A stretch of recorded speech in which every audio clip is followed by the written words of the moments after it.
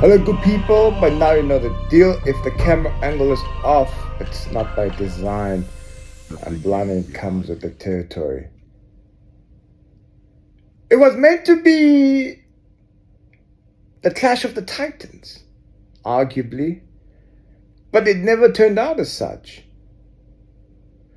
Granted, yes, on the one hand, it can be argued that these were two different events, in that kwaFaro, they were doing political campaigning for a by-election event that's going to be held in the days to come. And then on the other hand, it was a political lecture being held by those kwaMoses. But it's politics, right? And in this day and age, we've learned that politics matter more than what we actually think. So then it does become a versus of some sorts. But it's not of the titans, because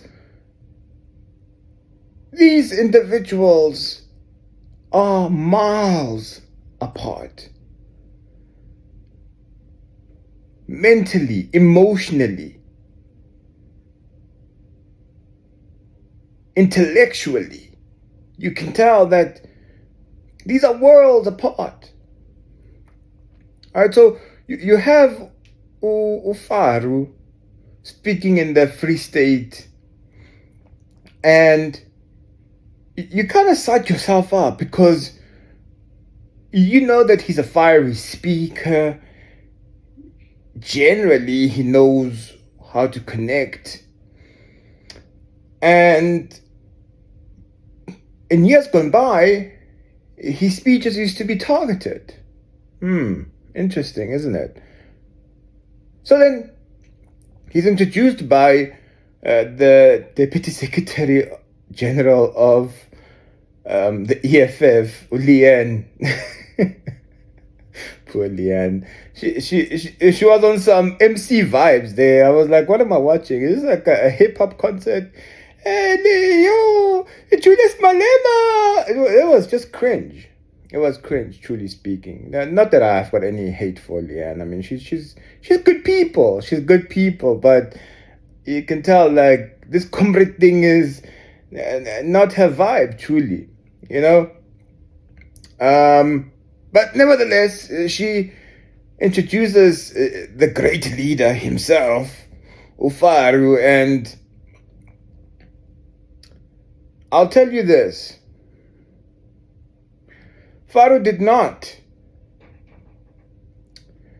wholly speak about that community, given that it was a by-election rally of some sort. He spent most of his talk in reference to the White House event in relation to himself. Note that. In relation to Yena as kwaFaro, predominantly. And then when he spoke about the community, it almost became a glossing over of essential issues. So much so he couldn't, and I would strongly argue that he didn't connect them soundly with the principles and the ideology of the EFF. Right, your program of action is about land. Yet you want to tell people that it's okay for them to have electricity in their shacks? That is the rousing point that you make in your speech. Your program of action is about land, yet you want to tell people it's okay to have flushing toilets in their shacks. Shacks. Do we understand the psychological meaning of these so-called human settlements? If we can even call it that. So essentially, he wants to glorify these shacks as living quarters for black people. There's a lot that KwaFaro could have talked about. KwaFaro could have talked about, for example, the dynamics of municipalities in terms of the land that they have and often have squabbles with provincial governments. He could have talked about disused farmland in municipal areas. He could talk about how communities can come together to establish and to use municipal land to their benefit. Fine, but right? Because, you're such a revolutionary. But tell the people that this is our vision. This is how we can use this land for sustenance, for your development, for your emancipation at a community level. That is the politics of today, not just in South Africa, but the world over.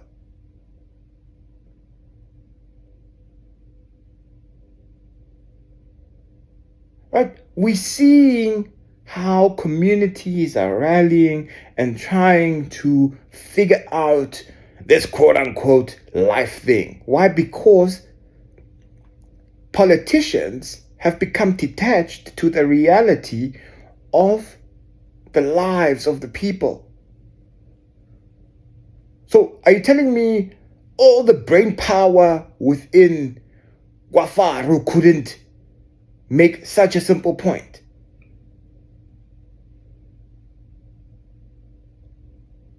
And the best that they could come up with, because we know that this is superior logic in full effect, is that no. What you should be voting for is for us to give you electricity and water in your shack. Then he makes some weird mention about RDP houses that are inadequate. But it doesn't really drive the point home.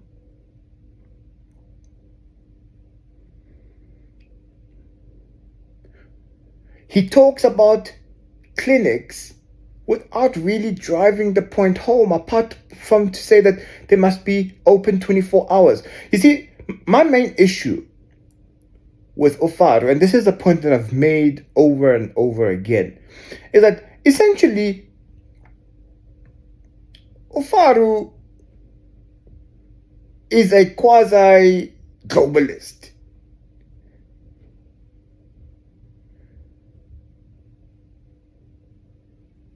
He's a neoliberal offshoot, right? And it's high time that these things get discussed as they should be. Right? Beneath the bravado and all of that, what is there truly to speak about? Yeah, the EFF does not have to unite with anyone, but maybe the EFF offspring can just go back to the African National Congress, because their political program is none too different from that one. Go check what the African National Congress says in its rallies and compare that to what Julius Malema said in his rally in the Free State today, and tell me how different that is. You see, if you can't explain to people fundamentally what the problem is, but you want to just sell them a dream, it makes no sense, because people can't connect and say that we are experiencing this problem because of A, B, and C. But to attain this dream, we need to move in this way, D, E, and F. Pharaoh's response and answer to every problem is, we will give you this, that, and the other, without explaining what economic emancipation truly looks like at the municipal level. A big no-no, right? So, but nevertheless, nice as it may have sounded to some people, I mean, look, it's Africa Day,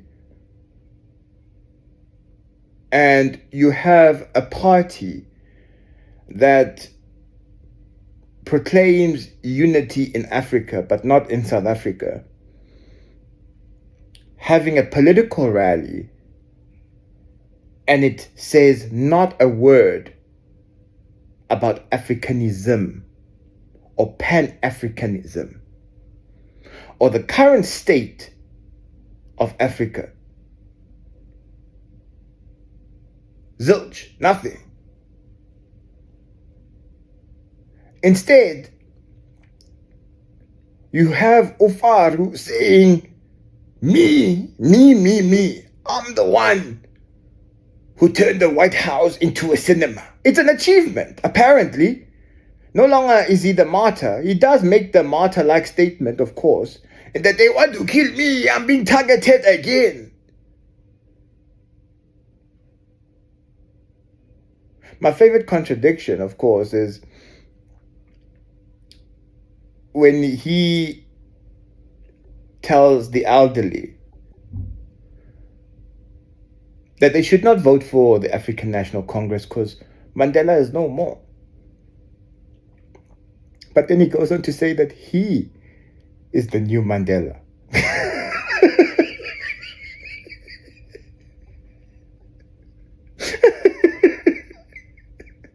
kwaFaro is tripping. kwaFaro is spiraling. kwaFaro is truly, honestly out of control at this point in time. It's becoming crazier by the day. Right? It's no longer just the tweets. It's evident in the rallies as well. So you are the new Mandela, and your party from time to time will tell us how useless President Mandela has been. All right. Makes sense, man. Makes perfect sense.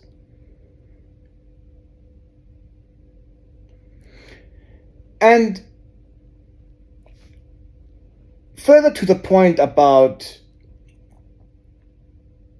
the status quo being what it is, and kwaFaro seemingly being okay with it, is this whole idea that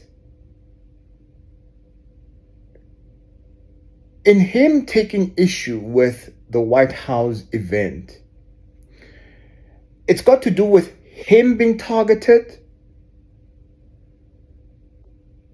and not him and the MK party. In fact, he's upset that Johan Rupert calls out the Democratic Alliance for the violent crime that happens in the Western Cape. He regards that as treacherous. Is this man confused or what?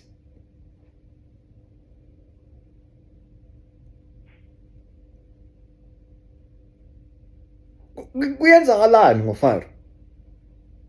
Clearly, he should have just called a press conference for today and just spoke his mind, because that's what he wanted.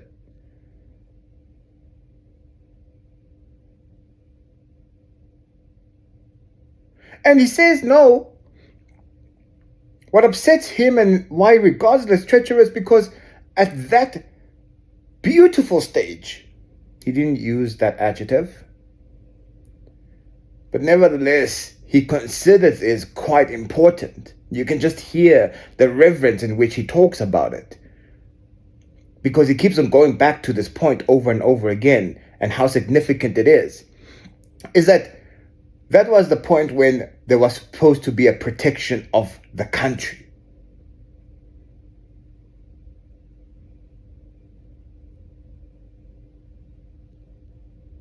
What about your friend, your mentor, Mr. Ramaphosa? Where was he protecting the country?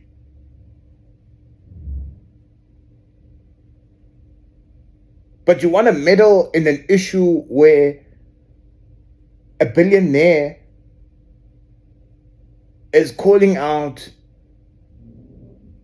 a political party, a white one,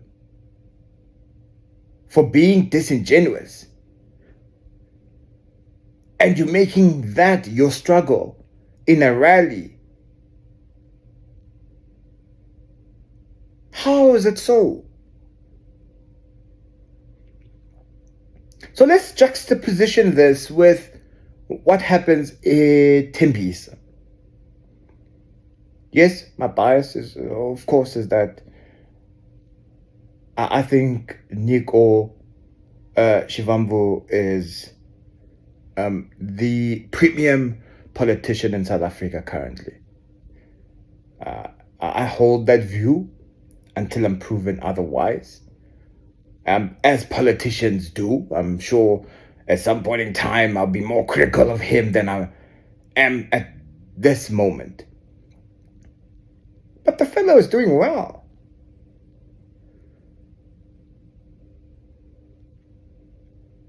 So the MK then has this event. Just a side point. I mean, we understand that Ndlamulo Playboy Ndlela is some communications guru nowadays, but his guru-ness is only limited to him praising himself and making guest appearances and on podcasts. But at the very least, can we just have proper sound for Mkhonto Wesizwe communications when it comes to these events? We understand they're not you being there, but at the very least, respect the audience and respect your Secretary General. Come on, Playboy. Right? But anyway, so this speech, this lecture, let me get the terminology right, becomes about understanding African politics and the continent's dynamics on a broad level. What I liked about it is that it wasn't granular. Why? Because it's unnecessary. This is not like a politics theory class, right? But on a broad level, you want people to connect what's happening in their everyday lives, that which they probably have gaps on, to what's going on elsewhere in the world, because we are a global community, right? And he does this pretty well because he gives a lesson in geography, talking about sub-Saharan Africa, the Sahara Desert, and how the continent is laid out geographically. And he ties this with history. I mean, jealous down, man. You could easily use this at Lasini as a resource for social science. For abantwana ekolweni. Nabothisha nje, I hope they will consider that. And he takes it from about I believe, the 1300s. But the cool thing is that he does not only talk about this historical context by highlighting the travesty, the horrors. Oh, the horrors. Sorry for the reference, I didn't have to. But he speaks of key events where there have been victories, where there have been losses, where there have been opportunities, and where these opportunities have been lost, where there have been mishaps, and why these happened.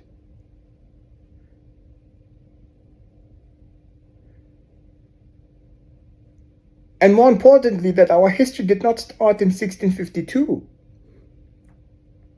as South Africa. And he ties our history quite well with what happens at the Berlin Conference in the 1880s, and why the independence movement started after what the Europeans referred to as world wars.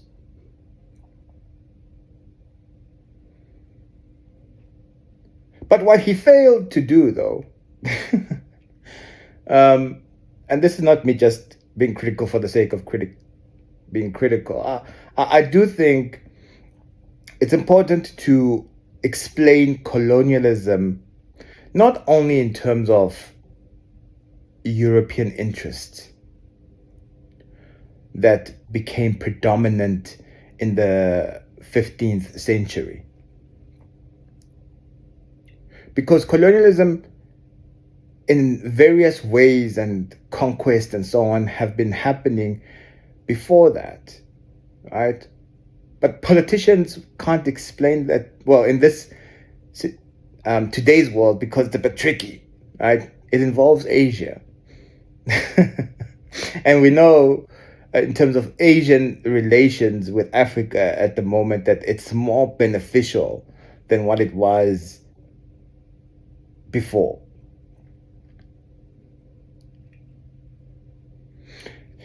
But nevertheless, I mean, he then goes on to explain how the Union of South Africa was established, and he highlights important events thereof.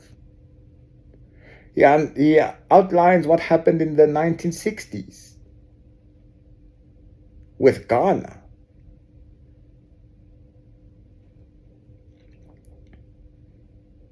In what we now call the SADC region. But this was the masterstroke for me about Shivambu's speech, is that there was not just bluster about the White House meeting. He was able to use a current event and tie it so nicely to his lecture. He used everyday knowledge because it's fresh, it's in people's minds. And he connected it with what he wanted them to understand. For example, any else's comment to Trump about Angola and America's support, he was able to use that to frame it in a way to say that as I'm explaining to you this history and geography, this is why Angola was important to us as a people. And this is why what happened in the White House in terms of that comment and Mr. Ramaphosa keeping quiet is such a travesty. Because our soldiers, freedom fighters, were the ones being targeted. by the apartheid government and the American government. And he connected that.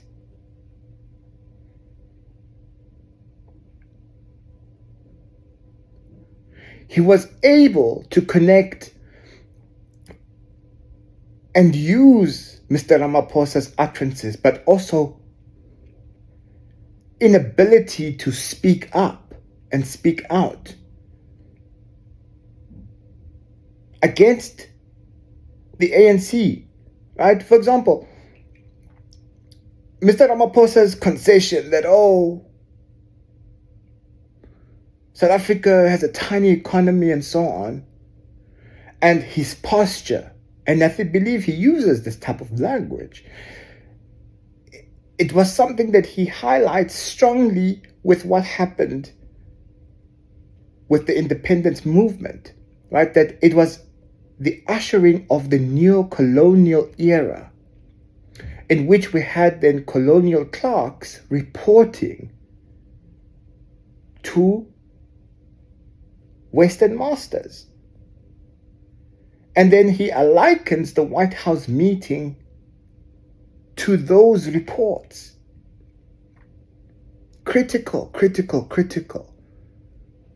Because if you think about it, in today's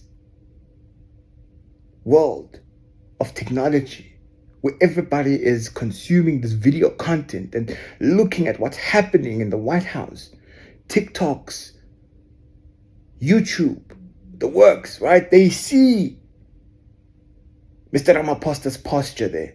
They hear what he says. They note what he does not say. And now if you have a political figure like Shivambu speaking on this, it's instant. You just grab it like, yep, makes sense.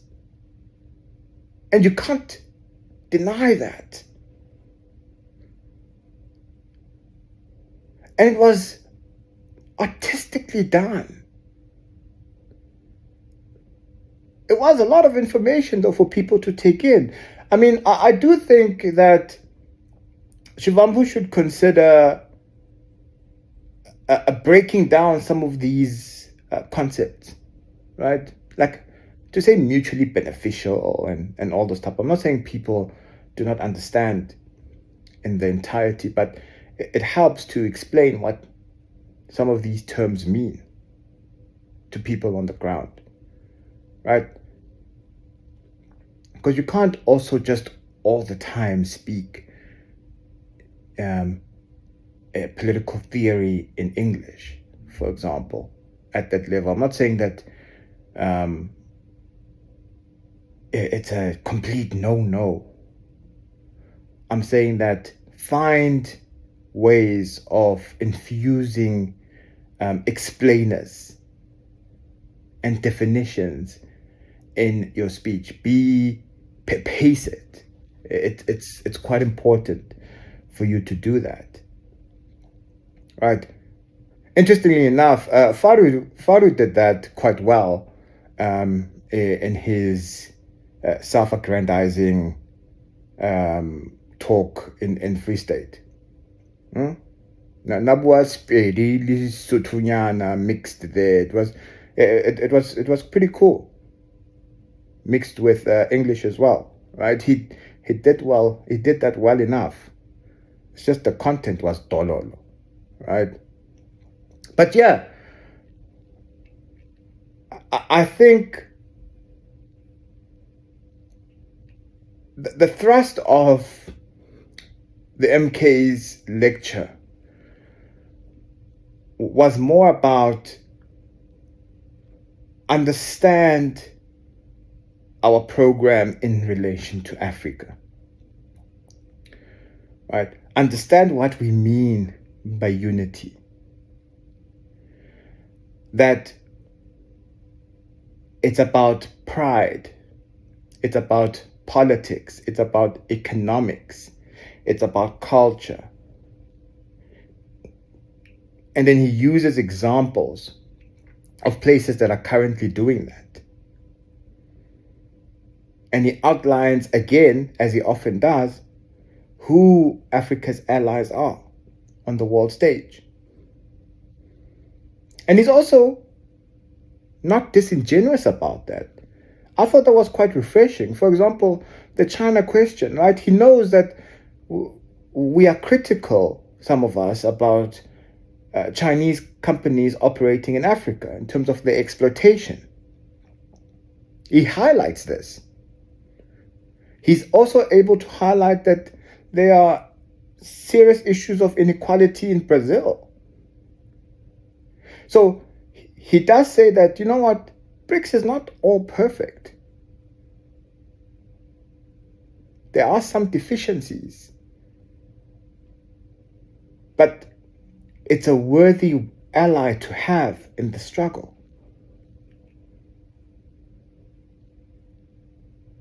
And he speaks to this audience, essentially pleading with them to understand where things currently are. Right? That this is not a program of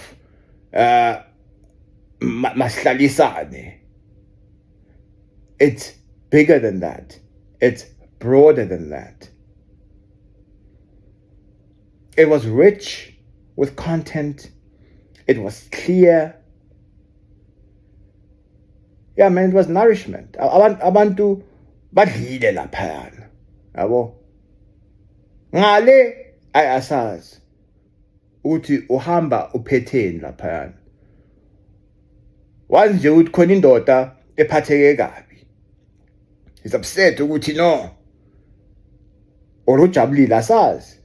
It's both, maybe. On the one hand, he's excited that his pictures and videos were plastered all over the White House for the world to see. On the other hand, he's a martyr. But yeah, you tell me, what do you think? Do you agree or disagree?